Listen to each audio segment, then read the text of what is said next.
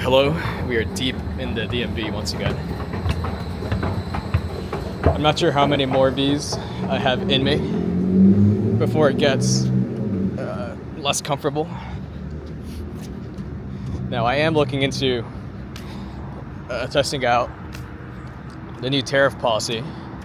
I'm thinking about ordering something from some good old Chinese resellers of football jerseys. As part of that, they do sell windbreakers, and so there's a nice Roma windbreaker, and maybe the novelty of that will fuel my pretentiousness to keep on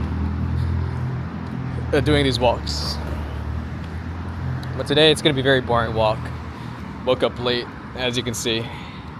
It's now 7 o'clock. It's going to rain because I made a mistake of not hitting snooze from my 5:40 wake up. So instead,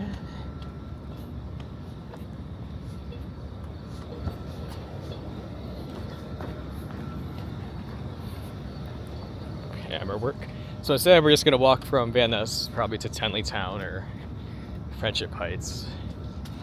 And translation, that means we're because I don't enjoy walking on the side of a busy road. So by extension, that means we're just gonna walk through some suburbs, which isn't that interesting, but take what you can get.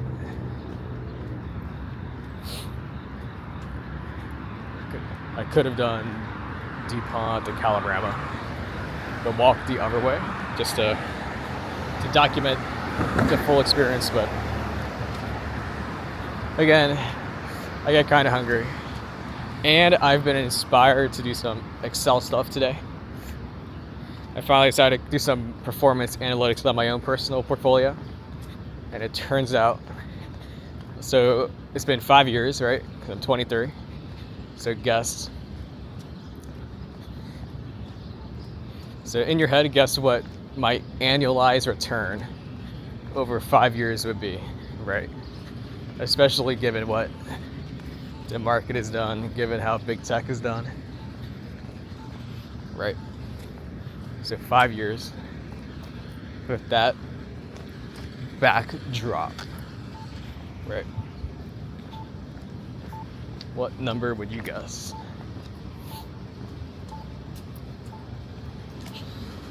And it turns out, hopefully you're thinking in double digits, right? Conceptually, a tech-heavy market favors retail, right? Because that's the type of stuff that retail would be attracted to, presumably, right? And if you're retail, you're presumably willing to be concentrated in your big tech names. However, I compounded at 5.7%. Now maybe the month-end numbers will flatter me and boost me to 5.8 perhaps. Probably not. But yeah, 5.7% over 5 years, 30% cumulatively. Now, of course, my money weighted is probably better than my time weighted, just given, right, my earnings power as an 18-year-old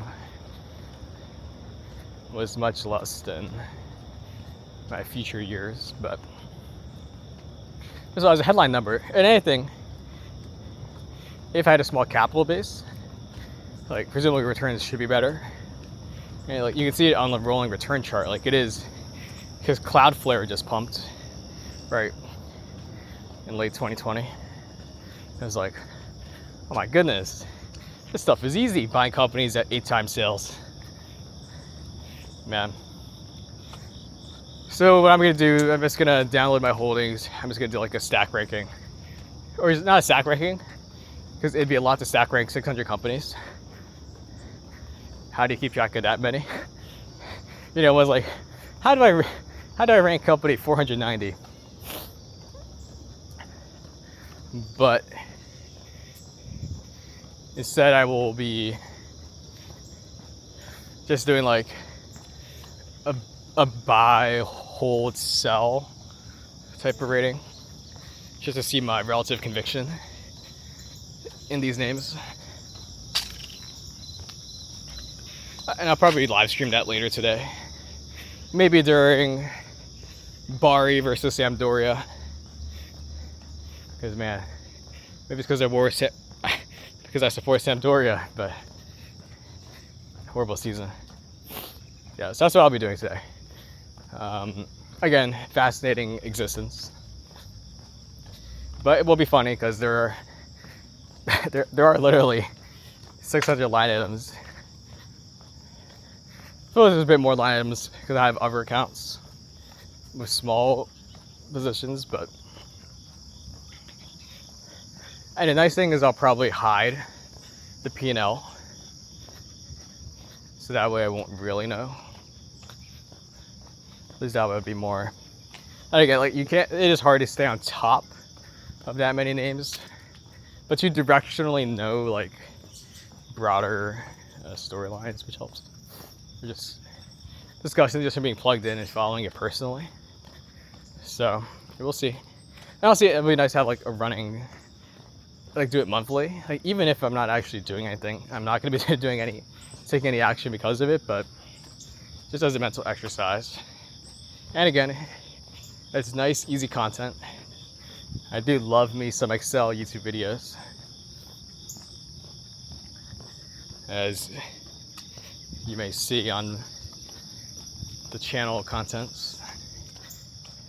But at 5.7, right? Like that is genuinely.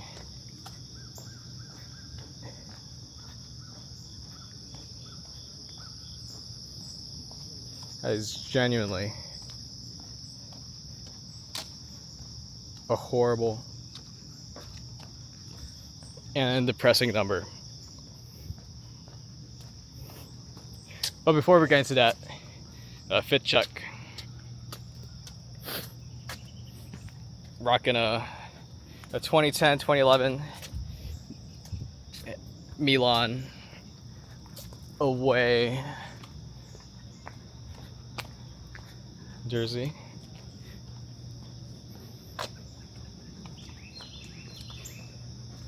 You know, magisterial excellence with the, again, maybe I'll rank Adidas as a buy. Adidas, it has treated me well. Of course, it'll never amuse me. So when the Ukraine war started, I was like, war is bad. But war will end. Let's buy some German equities. And I decided, for whatever reason, well, I did own some Adidas before. So like, let me buy some more Adidas. I did not choose to buy Rheinmetall for some reason. I can't recall if it was like an ESG version of some sort. Because I will say, I don't consider myself to be an ESG investor. I own tobacco companies, for example, but I don't really own defense, which is true. If I don't really own defense, it is probably more of a glaring omission than other ones. I don't care if that ultimately. Okay, I think I did make the joke in a previous video, like guy who owns Chengdu fighter producer company. Yeah. But again, right, clearly, and again, that's not even true because I do own some European defense companies, like Leonardo. Because, you know, it's literally a Ninja Turtle. But I own Leonardo, and there's one of the French defense companies. So even then, it's not like I have an aversion to it. And clearly, when I own 600 line items, I don't have an aversion to many things. Right? So, Yeah, I'm not sure why rhymotol never crossed the radar.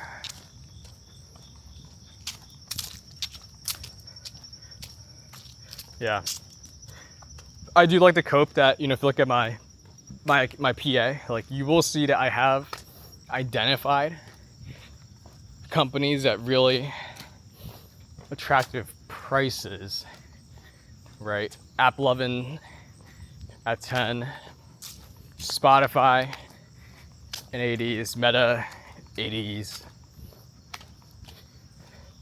European banks.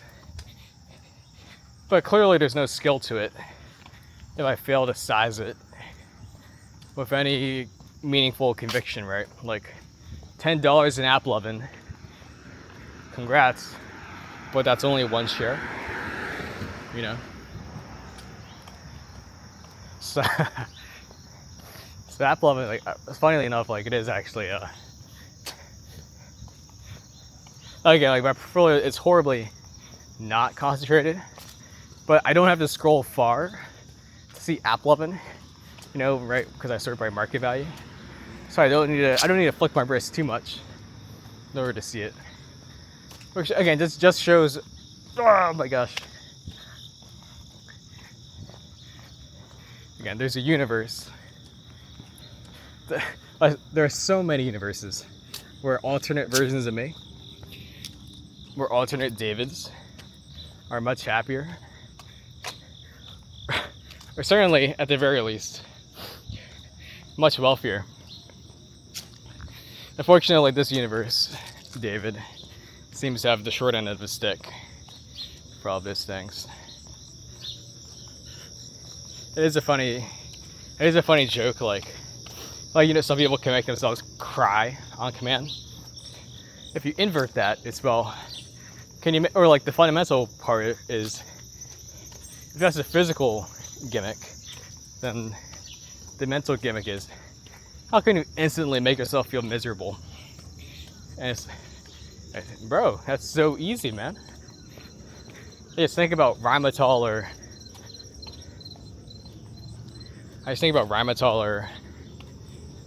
AppLovin. I think about not asking that girl out. Bam! Instantly lose your mojo.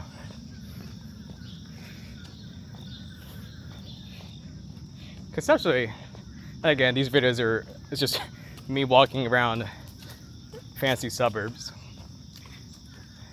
whining about stuff. Because at least if you're walking around, it's not as much of a loser behavior as if I was sitting in my basement, my rented basement. And I will say, I have started doing yoga once again, which is very amusing, because I do end up just being in whatever, like, downward dog position or something. I just like end up holding that position. It's like, oh, that kind of feels nice. I don't know what position I'm going to do next. Downward dog it is. Yeah. Very effeminate. Yeah. But what can you do? What can you do? But yeah. And you might be asking yourself, are you really this shallow? Where not being as wealthy by missing out on an error of omission? And are you so shallow to be unhappy that you didn't ask that girl out, or girls out, or have more success in that regard? And I say, yeah. Yes, sir, I am that shallow. I want to say I'm proud of being that shallow, but it is true. I can't deny it. I am that shallow. And conceptually, again, like, it all comes back to that Janan Ganesh idea, right? Like, those are kind of the two big points in life, right? Fulfilling professional career, which loosely corresponds to the amount of money you make, and fulfilling romantic life. It's probably somewhat connected to, I don't know, success in dating, right? You would think. Again, what do I know? But again, those are the good gripes to have. But again, the answer is yes. I am that shallow. But conceptually, it's, I don't know, if you're a 23-year-old guy, you probably should be this shallow, right?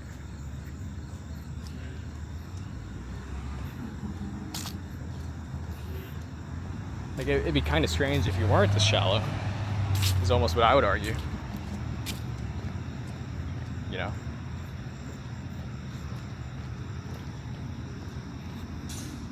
We have covered a lot of ground already, folks.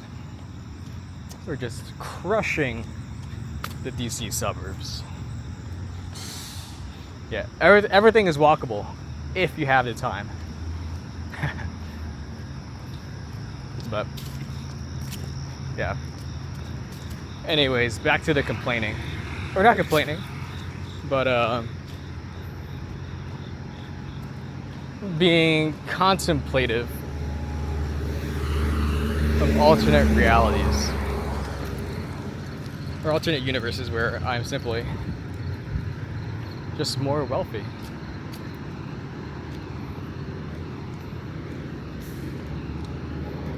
As like, oh damn, the setup was there, man. Like, oh my gosh, if I just had like a basic, like a more principled sizing framework of like, let's size a 2 hours of work study instead of 1 hour of work study. Like, you know, like that's a reasonable, I think, sizing basis, right? If the issue is just sizing stuff, you know, it's like,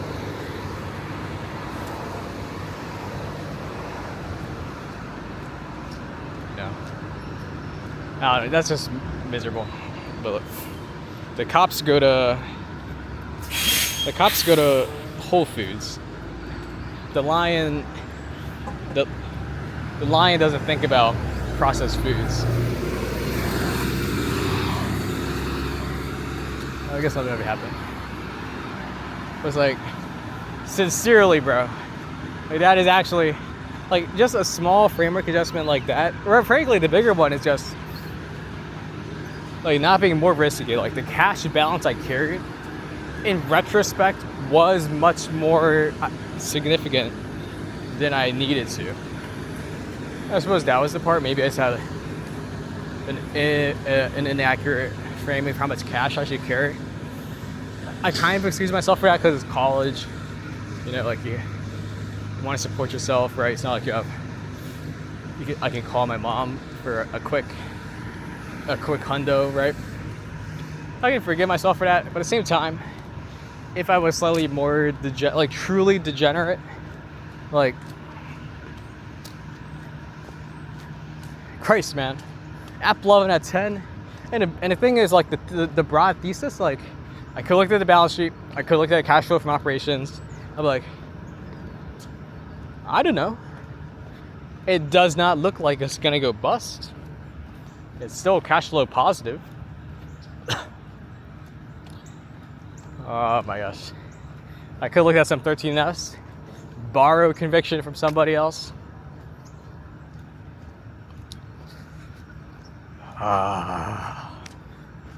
Would my life be any different? So let's say what? Let's say I bought 3 shares instead of 1 share. So I'd be $1,000 richer. Hey, that would be like top 10 position right there, baby. Which again, it just shows how horribly concentrated I am. In fact, ironically enough, for all of my individual security stuff, which has clearly been so inefficient and alpha negative, my largest single position is still an S&P 5, is still VU, you know, Vanguard S&P. You know, which is funny because I will need to, do I buy, hold, or sell? It's like, well, oh, that's a nice sunrise.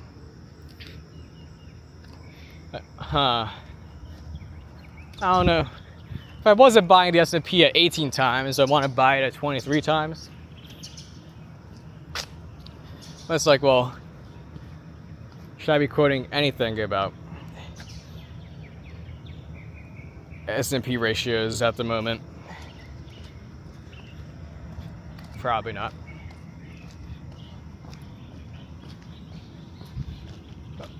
Oh my gosh, man.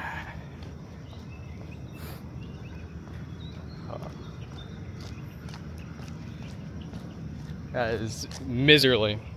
Sincerely. Genuinely miserly, man. Any other companies? So I did make that one video where I complained about areas of. You know, I made a video about my top winners. I didn't make one about my top losers. That's what these walks are for. I can only be a loser on these walks. Otherwise it's all too depressing, right? Is it effeminate to have the top button up? Nah, it can't be effeminate if it looks cool. There is probably like a horseshoe where a lot of streetwear conceptually is effeminate, but you look cool enough pulling it off and it's not. And I stand by that for a lot of things, top button included. Any other big losers I suppose the fact that the big winners aren't bigger is in and of itself a sign of it being a big loser, conceptually. Man. Yeah, Facebook, that's a big one. But the thing is, that's probably too easy, and frankly, because of how big a company is, like conceptually, the fact that it got so low is a sign that so many people missed it also. So I can't complain about it too much. Or there are no novelty points for complaining about that one.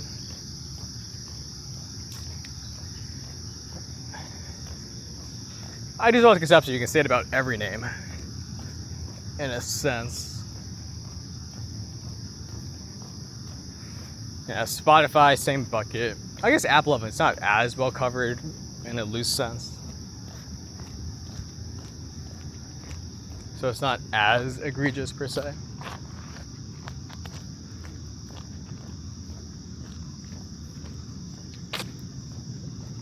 Oh my gosh, yeah.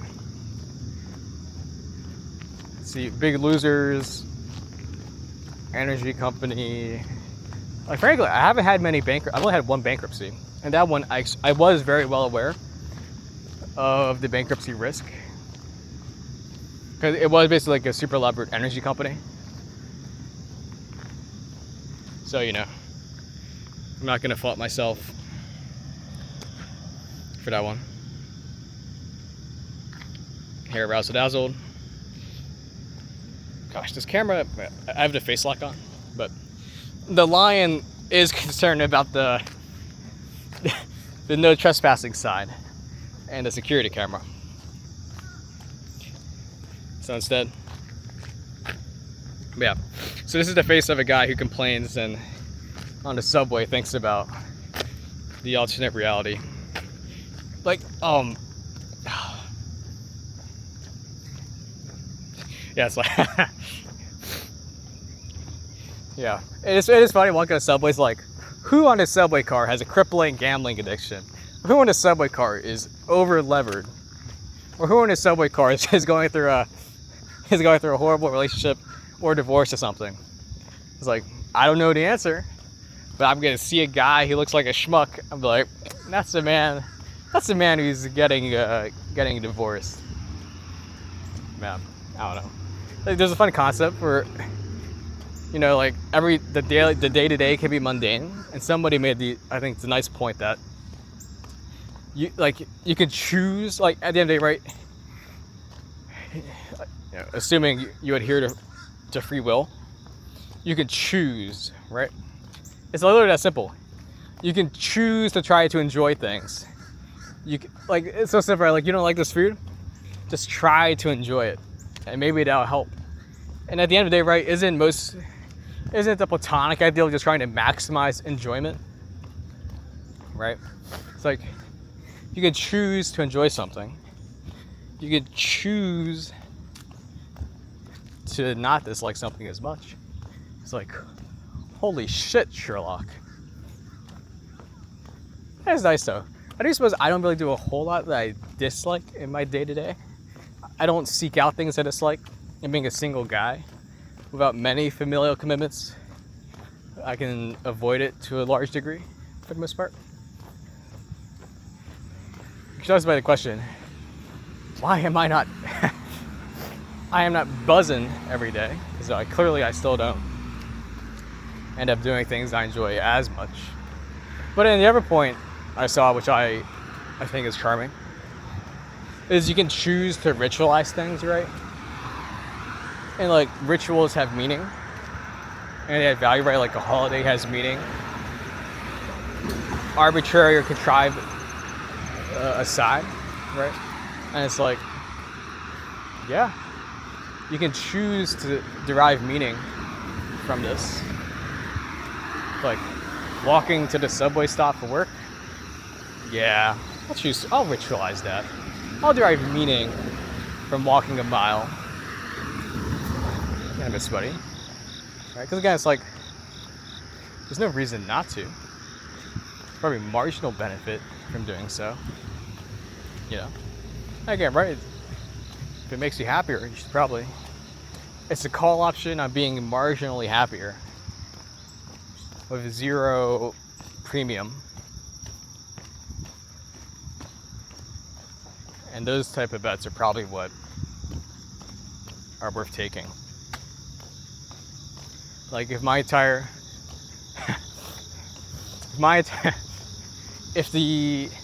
if the core principle to everything I complain about is functionally not being more effectively, that is what I complain about, is just not being more risk seeking, right?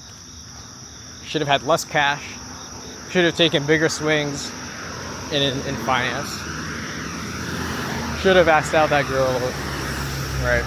Just been more risk seeking in that way.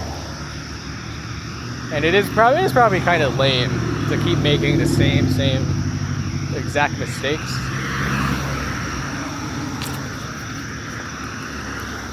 Over and over. Probably. I don't want to say for sure. Mistakes can be charming after all, if made in a lovable loser type of way. But yeah, so I do think that is actually a surprisingly self-reflective, self-aware statement, observation I've made. Yep. Of course, the issue is I can easily take the wrong lesson from this and just be. So Robinhood, how about that $1,000 of free leverage you're going to give me? Let's go. We are loading up on Invesco. Invesco, my glorious 2x. Yeah. So again, lessons learned, lessons not. You do what you can. Nice job. You do what you can to learn and improve, but yeah. But I do suppose that is what the gripe that everything comes back to. Not taking enough risk is the core idea. Man. How to fix that? Yeah, I feel like I am already pretty risk-seeking. So it's not like, I don't think it's risk aversion. I do suppose in regards to dating, there is some risk aversion, but yeah, maybe it's like yeah, I suppose in that regard, like certainly just given how asymmetric it is, like should be much more risk seeking. Shouldn't be as concerned about like in a weird sense, it's almost like you shouldn't be as concerned about the other person.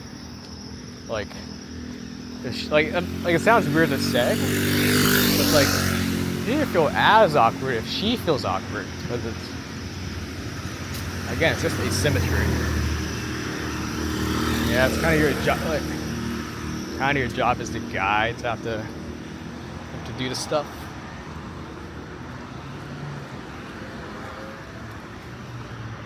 Yeah, yeah. I suppose there are other things you could subscribe to in that regard, but it's all kind of miserable in that sense of the word. But well, at least I've diagnosed. I think that is actually a very fair diagnosis. So of course the issue is then what to do about it. You could set the goal of like every walk in it. I would never do it on camera because that would be horrible. It would be. Although I would find documenting the humiliation to be very. That would actually be very funny. But you could set a goal of like every evening walk to just have like a goal of one. And over time, right, like every weekend you do that. It's what? Saturday, Sunday, 3 times 4 in a month, 4 times 12, 36. Ask out 36 girls in person. Frankly, the issue, it then just becomes like a base rate question, right? So like, what is the base rate for an average guy? And then it's like, well, as much as it pains me, to say so. Yeah, I guess I'm probably below average. I guess, or I'd say. Yeah. Yeah. It's like, well, okay, I should discount that. It's like, please tell me I'm like 1 standard deviation below average, not, and maybe I can survive 1.5, but 2 SDs, that is fatal.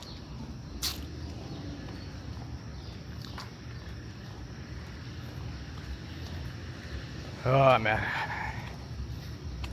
You, the audience, you can. Should I do a face thing again so you can tell?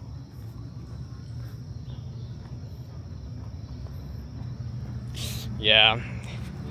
I'll let you, the audience, decide. Here's a poll. What standard deviation of attractiveness is the speaker? Is your humble videographer?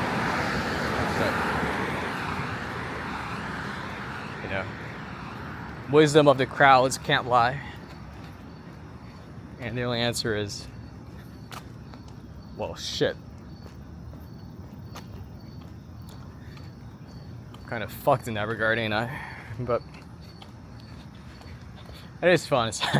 It's like all of the self-help books that are out there. It's like at the end of the day, it is kind of simple in practice, or like Casually Explained has had the great bit, right, where it's also simple. Just be more attractive. Like that's very like that is shallow, and it can certainly lead to like a negative feedback loop. But on the face of it, like, that is functionally the concept.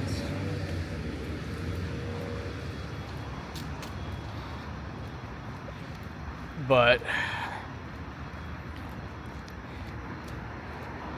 yeah, there's stuff on the margins, but conceptually, certainly in the passive way, I just feel like you could be certainly much more proactive and teach yourself that way. But in the passive regard, that certainly helps.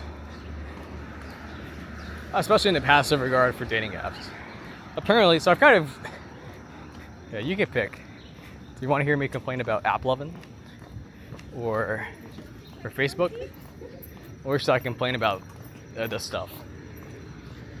I'll let the viewer metrics aside. Just kidding. There really ain't enough viewer metrics. I am the viewer, and I enjoy all of these topics. But apparently, I came across this interesting blog post from a guy who founded a dating app. As he was just kind of giving like the inside baseball on dating apps. And all of it was just like, as a guy who's probably not, who isn't, super attractive physically, it's like it's very clear, like there's like, at least just from the business angle, right? Disclosure, I own Match Group and Bumble and Grindr. Only Grindr has done well for me. There's a signal there somewhere. There's a gay joke somewhere.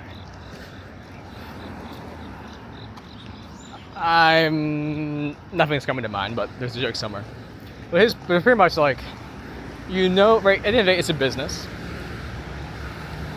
You know that girls are not going to pay. Because girls know they can get likes anyway, right?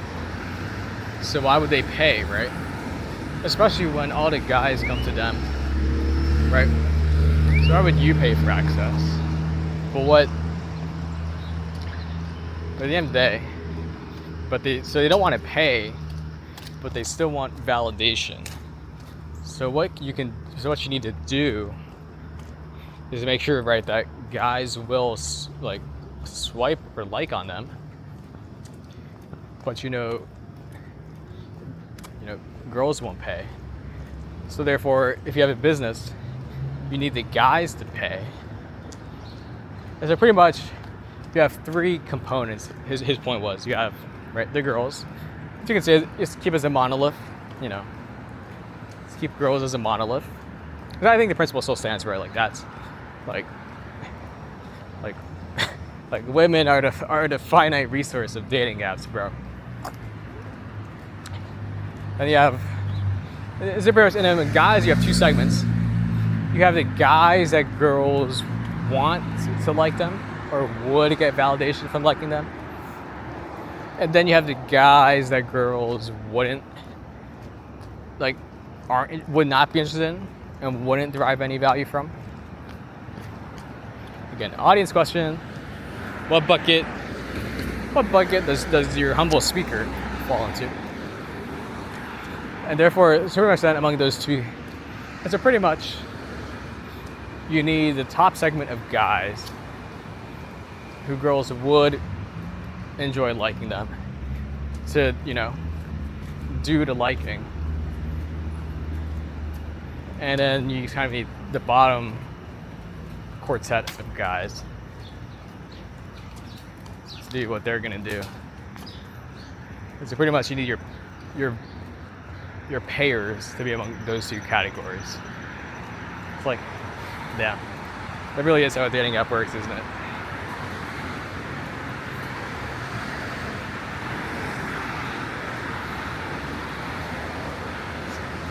Kind of miserly, but what can you do?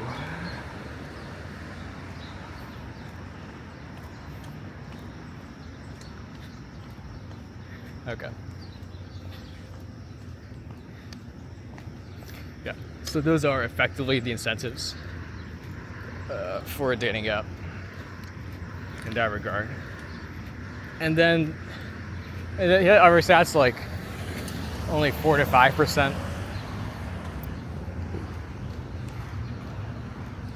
like only 4 to 5%. Like women will only like 4 to 5% of profiles as an absolute number, and it doesn't matter if like the guys you show them are more attractive or not. It's still going to be 4 to 5%. And like, dude, that's kind of depressing. Well, A, it shows if you're a woman, you know, just invert. Okay, as a quick aside, right? So we're on. I didn't expect to walk down Connecticut Avenue, but this is Connecticut. And so loosely speaking, right, this is in like Bethesda, Chevy Chase. All right, so some of like, you know, again, like your classic like Maryland thing. So it's literally this like, you know, slightly strip mall aesthetic that some of the richest people live in. Which is, again, incredible. Or just amusing. The built environment of the rich and powerful, you know? Back on dating apps. And so to finish like the three groups part, right? So pretty much, but the other half that makes the dating apps work is that you know guys will like, right? For whatever reason, right? Whether for reasons, as they're pretty much, and they like the formula works because you know that the attractive guys will like, and that way the finite resource, the girls get the likes they want. That keeps the engagement. The attractive guys get what they want, right? Because they are the group of guys that, you know, women want to like them and interact with, right? So pretty much the formula works, and then you have all the guys that, whatever, bottom 80-70% of the group who are left out, and then that's where you kind of get like the base of buyers, right? Who supports your app? You know, it's like, well, shit. When you put it like that, the business does not sound too great when you put it like that. Yeah, he also made points about like how important the first couple of days are to keeping user engagement. And in that regard, dude, it's like, man, should have taken it a bit more seriously. He didn't especially address the ELO